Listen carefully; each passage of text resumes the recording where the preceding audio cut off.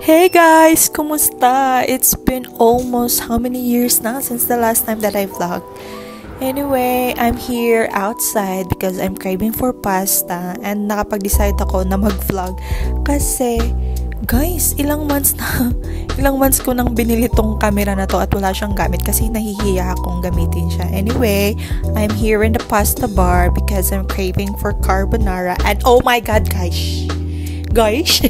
Oh my god guys, before ako pumunta dito is nag-search pala ako sa menu nila kung magkano yung carbonara kasi nga tipid-tipid din o ayan na, tumalsik pa yung carbonara. Sobrang clumsy talaga ng batang ito.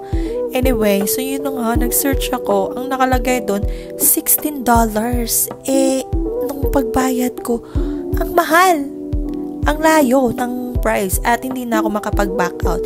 Kasi nga, nag-order na ako, na-punch na niya. At hindi ko tinignan yung menu ulit. Kasi nga, alam ko na, na-search ko na siya. So, hindi ko tinignan.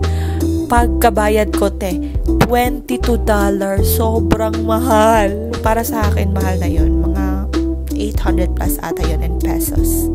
But anyway, kinain ko na lang din siya. Kahit hindi ko masyadong nagustuhan yung lasa nito. Kasi feeling ko, magagawa ko yung pasta na to. Yung lasa niya, masusunod ko. Anyway, tingnan nyo guys. Umuulan kung kailan gusto kong lumabas, tsaka pa umulan. And then, after ng pasta is pumunta pala ako ng Seafutang para bumili ng milk tea. Ang in-order ko is yung brown sugar nila.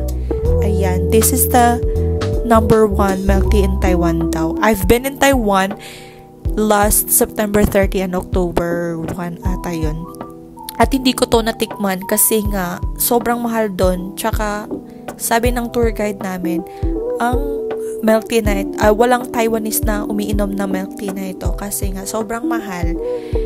And then, kapag uminom ka daw niyan, makilala nila na ikaw ay isang tourist dahil tourist lang ang umiinom ng milk tea na yan. Anyway, di ko din nagustuhan yung milk tea na to guys. Kasi hindi ko nalasahan yung brown sugar. Puro milk lang yung nalasahan ko. Sobrang creamy niya. Hindi ko din nalasahan yung tea. Parang milk lang siya. So, but anyway, masarap pala ang boba nito. Yes, yun lang yung masarap yung boba niya. After nun is, pupunta na ako sa Asian store kasi nag-crave din ako ng hot pot. Oh my god, ang daming cravings. Malapit na kasi yung dalaw ko. So, ayan, bumili lang ako ng soup base ng pang hot pot. And then, bumili din ako ng mix na pang hot pot, yung mga may balls, meatballs, and etc. And then, kumuha din ako ng noodles at yung nori. Kasi may nakita akong pagkain sa TikTok na may nori at wala akong nori. Kaya bumili ako niyan.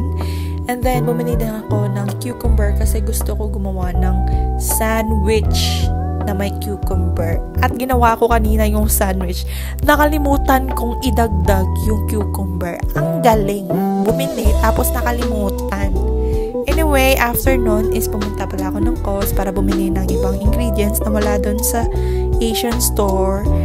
And dito pala ako bumili sa Coles na malapit sa Flinders Street Station kasi ito lang yung malapit sa Asian store. Malayo to sa akin ng Coles na to. May malapit na Coles sa amin pero dito ako bumili kasi ito lang yung malapit na Coles malapit sa Asian store nga, diba? Paulit-ulit. But anyway guys, nakalimutan ko nang ipakita sa inyo kung ano yung mga pinamili ko.